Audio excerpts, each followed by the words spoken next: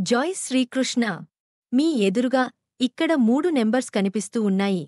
3 నెంబర్స్ని కూడా ధ్యాస పెట్టి చూడండి. ఎవరికోసమైతే మీరు తెలుసుకోవాలి అని అనుకుంటున్నారో వారు మీకోసం ఏం ఆలోచిస్తున్నారు. మీ ఇద్దరికీ ఏదైతే రిలేషన్షిప్ ఉందో అది ఎలాంటి రిలేషన్షిప్ అయినప్పటికీ, ఫ్రెండ్షిప్ అయినా, ప్రేమ అయినా, శత్రుత్వమైనా, మీ ఇంట్లో వారు ఎవరైనా కూడా ఆ వ్యక్తి తీసుకునే నెక్స్ట్ స్టెప్ ఏమిటి? ఎటువంటి పరిస్థితులను మీరు చూడబోతున్నారు? మీ ఇద్దరికి మధ్య రిలేషన్షిప్ ఎలా ఉండబోతుంది? మీ ఎదురుగా అయితే ఇక్కడ 3 నెంబర్స్ కనిపిస్తూ ఉన్నాయి. మీరు కావాలి అనుకుంటే 3 నెంబర్స్ మీద కూడా ఒక్కొక్క పర్సన్ని ఉంచి మీరు రీడింగ్ని చూడవచ్చు. లేదంటే ఒక్క పర్సన్ కోసం కూడా మీరు ఈ రీడింగ్ అయితే చూడవచ్చు. ఇది ఒక జనరల్ రీడింగ్ మాత్రమే. అందరికీ కనెక్ట్ అవ్వాలని రూల్ అయితే ఏమీ లేదు. మీరు దీనిని కావాలి అనుకుంటే ఒక ఎంటర్టైన్మెంట్ లాగా కూడా చూడవచ్చు. వీడియోని లైక్ చేయండి. అప్పుడు రీడింగ్ కనెక్ట్ అయ్యే అవకాశాలు అనేవి ఎక్కువగా ఉంటాయి. మీరు ఎవరికోసమైతే తెలుసుకోవాలి అని అనుకుంటున్నారో ఆ పర్సన్ని ఒక్కసారి ఊహించుకుంటూ, ఆ పరమేశ్వరుని తలుచుకుంటూ 2 నిమిషాల పాటు ధ్యానం చేసిన తర్వాత మీరు నెంబర్ని చేసుకోండి. అప్పుడు రీడింగ్ కనెక్ట్ అయ్యే అవకాశాలు చాలా ఎక్కువగా ఉంటాయి. ముందుగా మనము 1వ నెంబర్ని ఎవరైతే కోరుకున్నారో, ఎవరికోసమైతే కోరుకున్నారో వారు మీకోసం ఏం ఆలోచిస్తున్నారు అని మనం ఇప్పుడు తెలుసుకుందాము. వారు అనుకుంటున్నారు, మీరు ఎటువంటి వ్యక్తులు అంటే ఏ విషయమైనా కూడా మీకు అర్థమయ్యే విధంగా చెప్పడం కొంచెం కష్టమని. వారి మనసులో మాటలను ఎప్పుడు కూడా వారు మీకు చెప్పరు.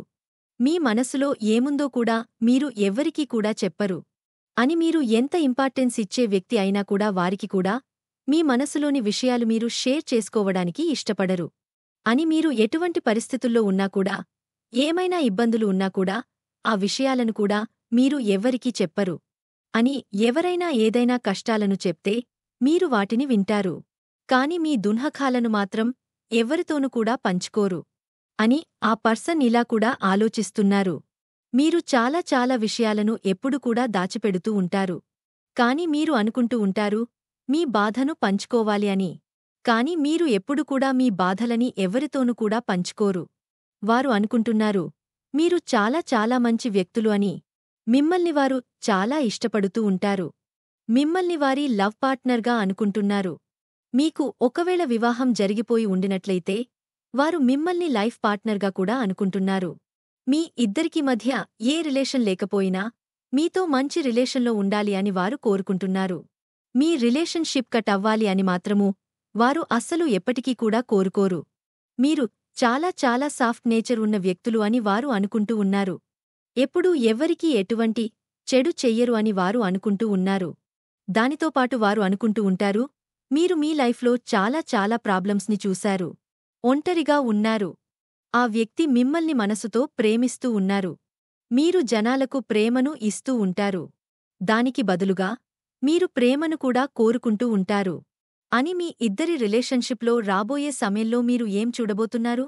మీరు ఈ రిలేషన్షిప్లో ఇంకొంచెం నమ్మకాన్ని కోరుకుంటూ ఉన్నారు.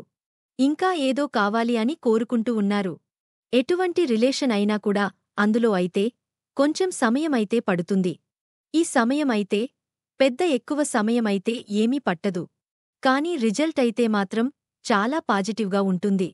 ఆ వ్యక్తి అయితే ఇప్పుడు కొంచెం సమయాన్ని కోరుకుంటూ ఉన్నారు. వారినుంచి ఏదో ఒక డెసిషన్ మీరు కావాలి అని కోరుకుంటూ ఉన్నారు. ఆ డెసిషన్ వారు చెప్పడానికి అయితే కొంచెం సమయం పడుతుంది. ఎందుకంటే ఈ సమయంలో వారు వారి కెరియర్ పైనే వారు ధ్యాస పెడుతూ ఉన్నారు. రిలేషన్షిప్ అయితే మాత్రం చాలా చాలా మంచిగా ఉంటుంది. ఇంకొన్ని రోజులపాటు ఈ రిలేషన్ ఇలానే నడుస్తుంది. ఆ వ్యక్తితో గడపడానికి సమయమైతే చాలా తక్కువ లభిస్తుంది. కాని ఇద్దరికి మధ్య విశ్వాసము అనేది బాగా పెరుగుతుంది. రీడింగ్ కనెక్ట్ అయినట్లయితే వీడియోని లైక్ చేయండి. మన నాలోకం ఛానల్ని సబ్స్క్రైబ్ చేసుకుని మీ ప్రేమను మన ఛానల్కు అందించండి. ఇప్పుడు మనము 2వ నెంబర్ని ఎవరైతే కోరుకున్నారో వారికోసం మనం ఇప్పుడు తెలుసుకుందాము. మీరు చాలా తెలివైనవారు అని, మీరు చాలా కష్టపడే తత్వమున్న వ్యక్తులు అని వారు అనుకుంటున్నారు. దానితో పాటు వారు అనుకుంటున్నారు మీరు ఎంతైతే కష్టపడుతున్నారో ఆ కష్టానికి తగిన ఫలితాలు లభించకపోయినట్లయితే మీరు అస్సలు తట్టుకోలేరు. కాని మీరు ఆ పనిని మాత్రం వదిలిపెట్టరు. మీరు ఎప్పుడు కూడా ఆ పనిలో విజయాలను సాధించకపోయినప్పటికీ కూడా మీరు మొదలు పెట్టిన పనినైతే మాత్రం అస్సలు వదిలిపెట్టరు.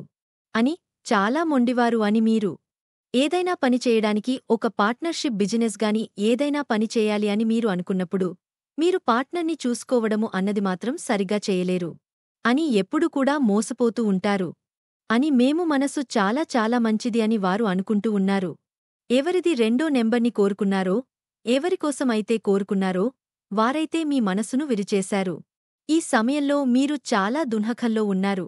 ఏదో ఒక విషయం గురించి మీరు చాలా చాలా బాధపడుతూ ఉన్నారు. ఎవరో ఒకరు మీ మనసుని బాగా బాధపెట్టి ఉండవచ్చు. ఏదో ఒక పని జరగడం లేదు. ఒక్కొక్కసారి చూస్తూ ఉంటాం కదా, మనకు చాలా చాలా ఇష్టమైన బిజినెస్ గాని లేదా కెరియర్ గురించి గాని చదువుగాని ఏదైనా కాని ఆ పనిలో అయితే మాత్రం సఫలతను సాధించలేకపోతూ ఉన్నారు. అప్పుడు కూడా మనసు విరిగిపోతుంది. మీరు ఏదో ఒక రిలేషన్షిప్లో ఉండి ఉండవచ్చు. మీ పర్సన్ మిమ్మల్ని ఒక్క మాట అన్నా కూడా అప్పుడు కూడా మనసు విరిగిపోతుంది. పని జరగడం లేదు. అప్పుడు మనసు విరిగిపోతుంది. ఈ సమయంలో మీ పర్సన్ అనుకుంటూ ఉన్నారు, మీరు చాలా దుఃఖంలో ఉన్నారు అని.